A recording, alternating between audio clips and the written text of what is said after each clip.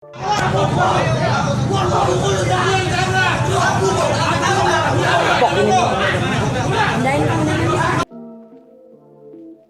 hendak lerai perkelahian, anggota TNI justru jadi korban pemukulan oleh warga.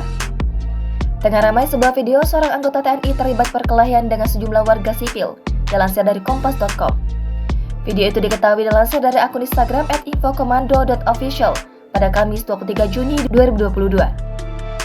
Pada keterangan unggahan menyebutkan, perkelahian ini terjadi antara anggota TNI dengan sejumlah pemuda di Bekasi. Peristiwa ini dipicu usai anggota TNI bernama KLS Bayu mendapatkan serangan saat berusaha menolong pria yang hampir jadi korban pengeroyokan. Insiden ini diketahui terjadi di depan minimarket daerah Jatinangor, Bekasi pada Rabu 22 Juni kemarin.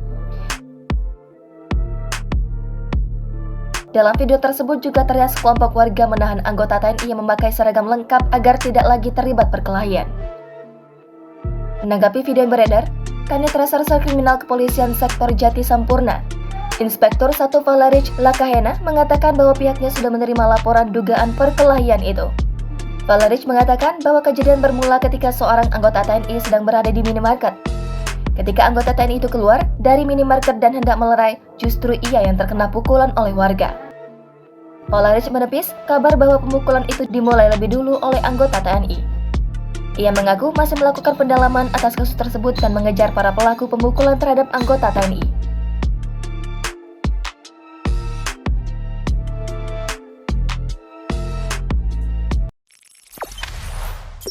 Jangan lupa subscribe, share, komen, dan like ya.